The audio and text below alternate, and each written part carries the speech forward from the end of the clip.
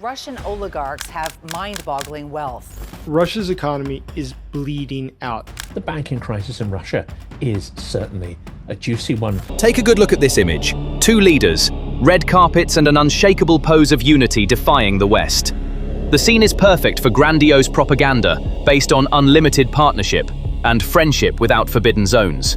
Russia is now fighting not only against the West, but also against the silent betrayal of its greatest ally. Putin's imperial dreams ended not in the trenches of Ukraine or with Western sanctions, but with an export ban from Beijing. The heart of the war machine has been stopped. Russia is now technologically isolated, fragile, and closer to collapse than ever before. This was the defining geopolitical relationship of the 21st century. On paper, it was an unstoppable alliance. Russia's vast military and energy resources were combined with China's unshakable industrial might. Vladimir Putin trusted this unlimited partnership as the strongest wall in the fortress he built against the West.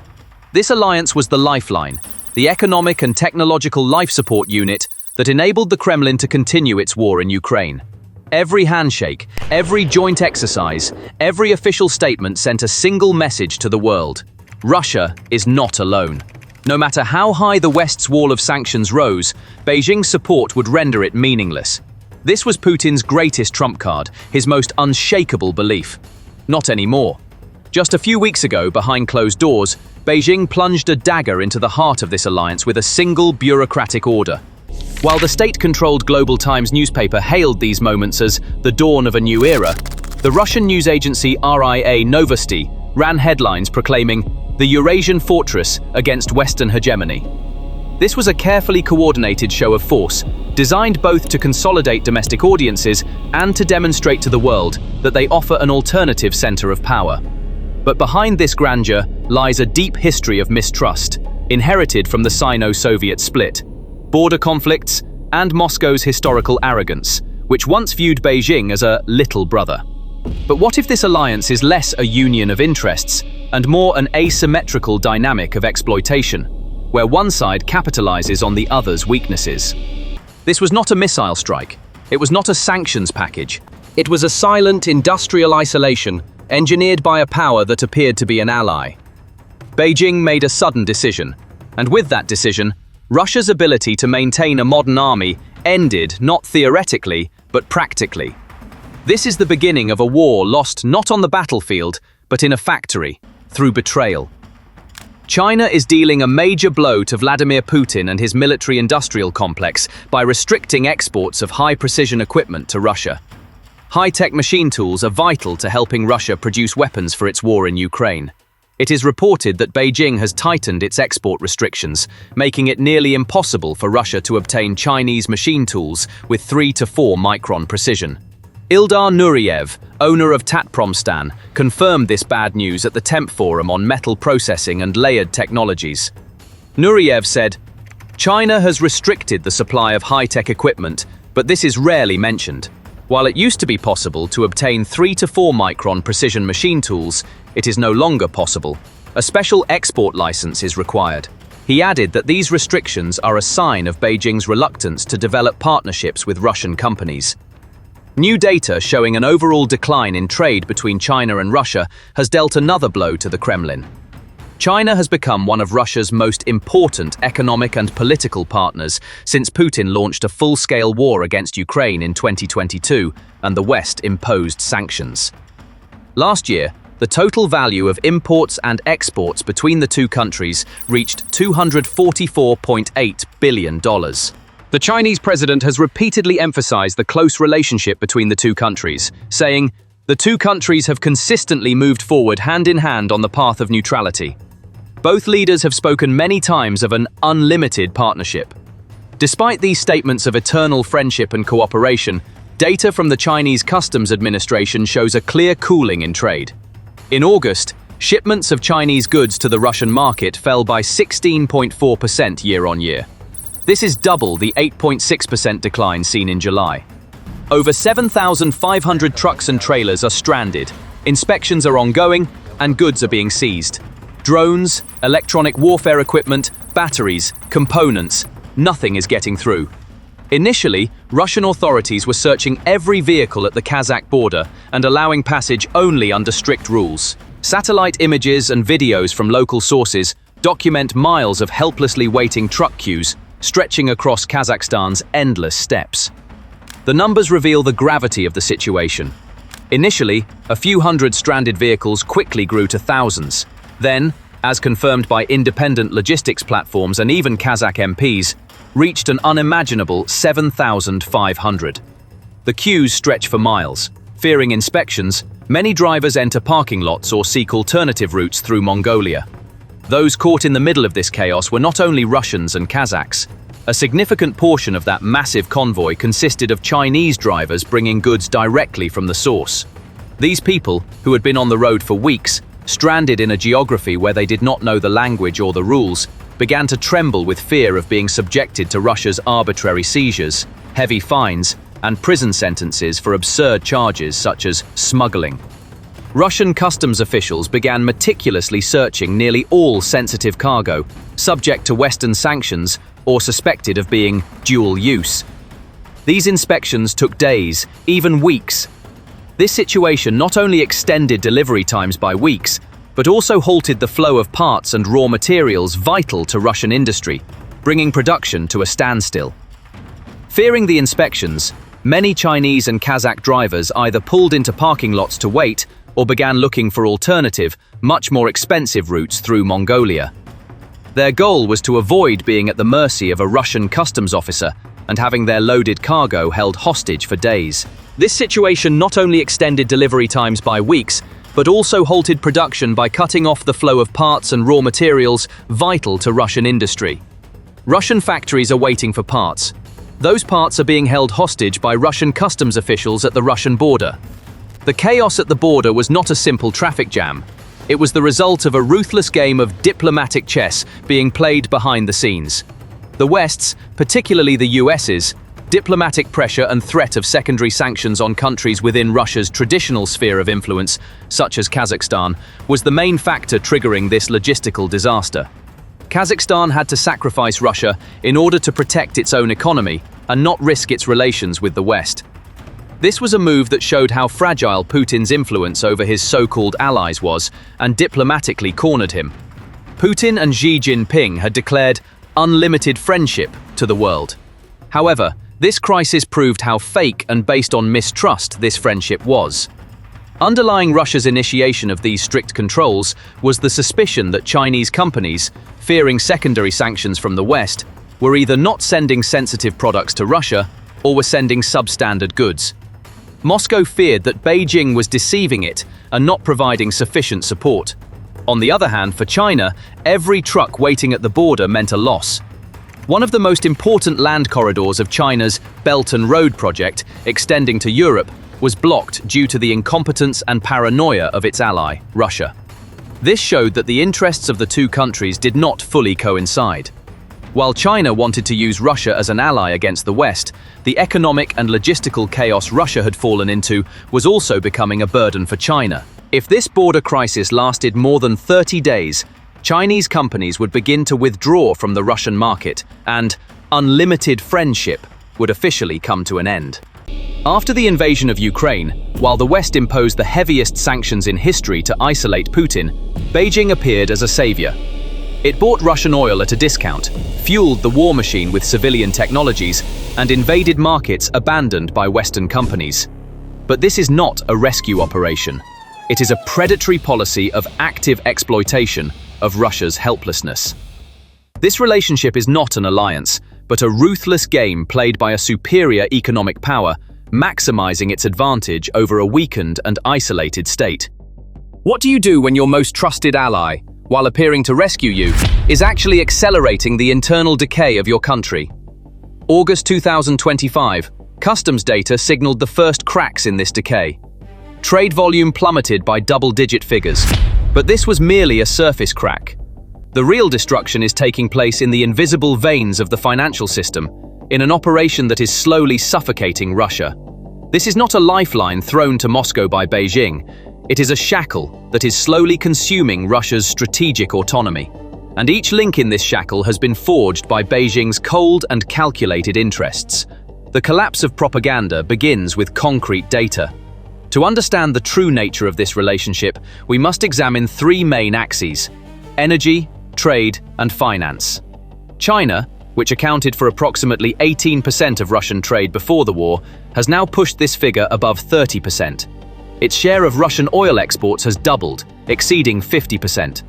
The share of Chinese car brands such as Chery and Great Wall in the Russian market has skyrocketed from a modest 9% to over 51%, capturing more than half of the market. This is not a partnership, but a takeover of the market. So how can a country remain a friend at the cost of destroying its own industry? This is the story of Russia's deindustrialization and its condemnation to a resource curse. This is not just a trade imbalance. It is the tragedy of Russia becoming a vast dumping ground for China's industrial overproduction instead of rebuilding its own production capacity.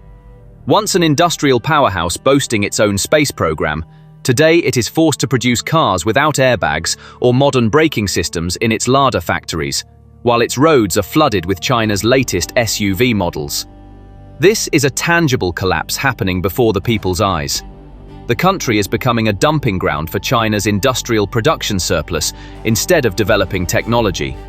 This dependence extends to the battlefield. Modern warfare relies on drones that direct artillery fire and instantly identify targets. The Russian army's critical capacity in this area relies heavily on civilian drones produced by Chinese brands such as DJI and Autel. This is evidence of a critical failure within Moscow's own military-industrial complex and its shameful dependence on Beijing. By turning a blind eye to these grey market sales, Beijing is preventing Russia's complete collapse, but it is also holding Moscow's most basic war capabilities hostage to Chinese supply chains. However, the most lethal blow is the invisible embargo known as the Financial Great Wall of China, which overshadows all these economic asymmetries. This is where Beijing destroys its own unlimited partnership narrative with its own hands. China's largest state banks, giants such as the Bank of China and ICBC, restricted transactions with sanctioned Russian banks immediately after the invasion, complying with directives from the US Treasury Department. This was not passive compliance, but an active self-preservation strategy. Chinese banks began demanding written confirmation from Russian importers that their transactions had no connection to sanctioned individuals or the Donbass region. This policy reached its peak when Zhejiang Chozhou Commercial Bank, which had played a key role for Russian importers in recent months, halted all transactions with Russia. Although this may appear to be the decision of a single bank, the shockwaves it created spread throughout the entire Russian economy. This is because the decision showed that even China's smallest, most flexible banks were avoiding risk. This is not a coincidence, but an active choice. Why would one strategic partner deliberately cut off the other's financial lifeline? The answer lies in a single word that spells the failure of the modern economy: barter. That is, exchange. While this may sound like an echo from the past, it has become a bitter reality for today's Russia. Russia, a nuclear power, is forced to trade oil for cars and wheat for construction machinery, even with its largest partner in the 21st century. Because Beijing does not want to cut off trade, but systematically avoids joining the payment system to avoid the risk of being excluded from the global dollar system. The barter system is a nightmare for modern trade.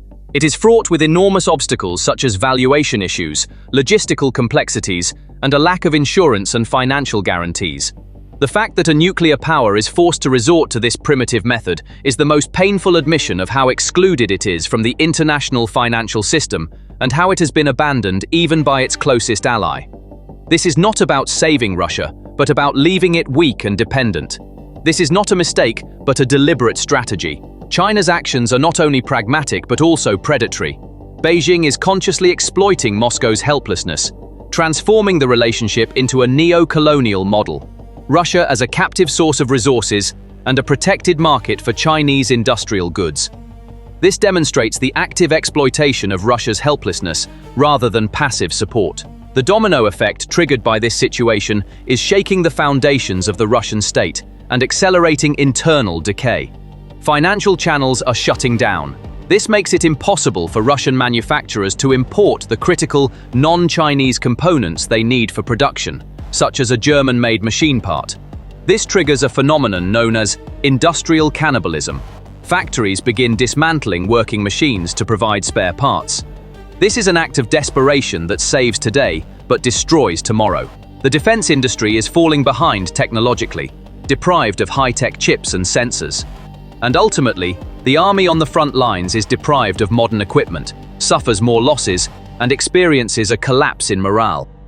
Putin's Russia is going bankrupt. After nearly 22 years of glorious times, the country is now at the most critical juncture in its economic history. Food crisis. The food crisis is worsening. And in the middle of the war, it's a growing food crisis. Billions of rubles are going to the war zone. Unemployment is rising, real incomes are falling, and budget deficits are reaching record levels.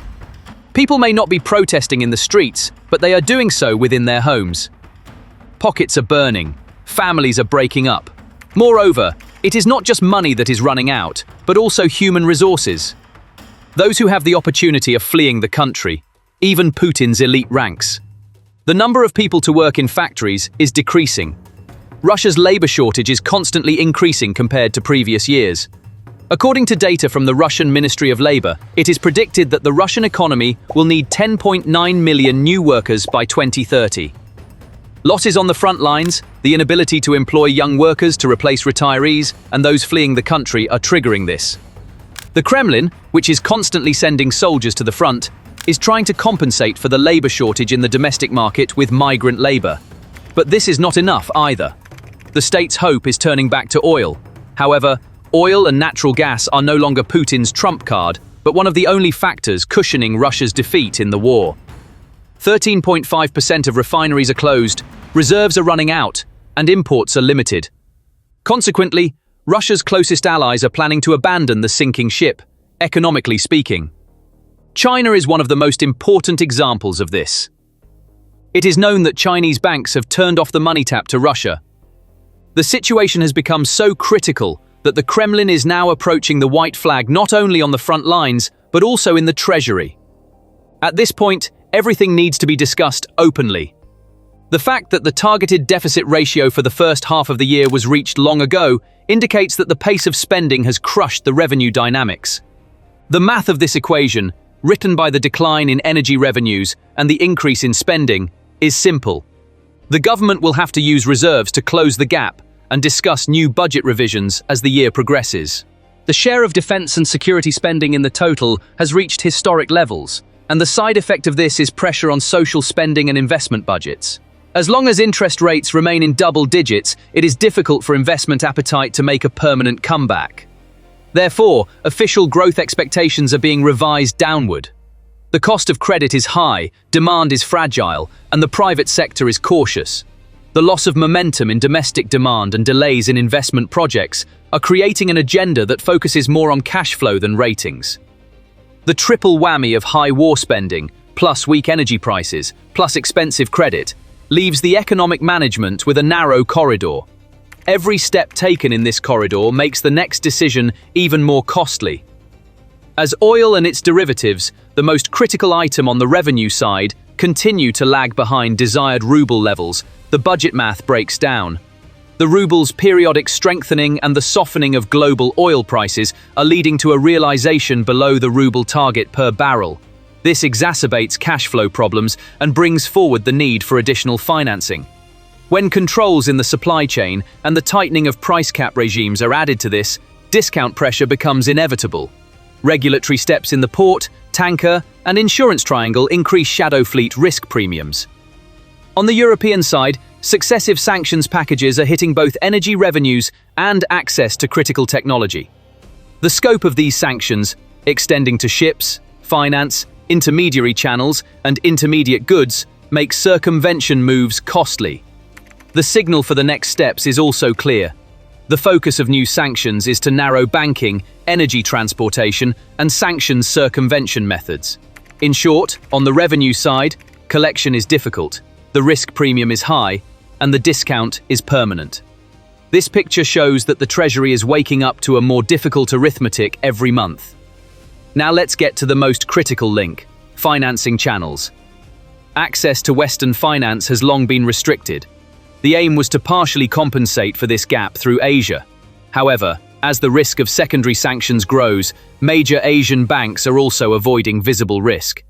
Over the past year, Chinese banks have either delayed or completely cut off numerous transactions, creating a necessity to shift to local indirect models. This is a clear setback in terms of speed and cost. More importantly, there have been clear examples of even small regional banks in China halting Russian transactions.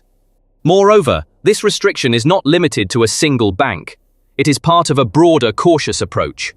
As a result, the payment side of trade is becoming more complex, slower, and more open to scrutiny. Russian companies are forced to open intermediary accounts in China and manage payment flows using a split approach. This increases friction at every stage of trade and prolongs cash flow. In this environment, Russian banks have attempted to reduce visibility by establishing netting arrangements known as the China line. The netting scheme aims to close transactions using the logic of offsetting rather than direct interbank transfers. But such an architecture faces speed and scale issues, and windows are shrinking as counterparty compliance tests increase. It is even known that large state banks have silenced certain channels in response to the risk of sanctions expansion. This pushes the Russian side to fragment flows and add more intermediaries. Each new intermediary, each new account, means cost and delay.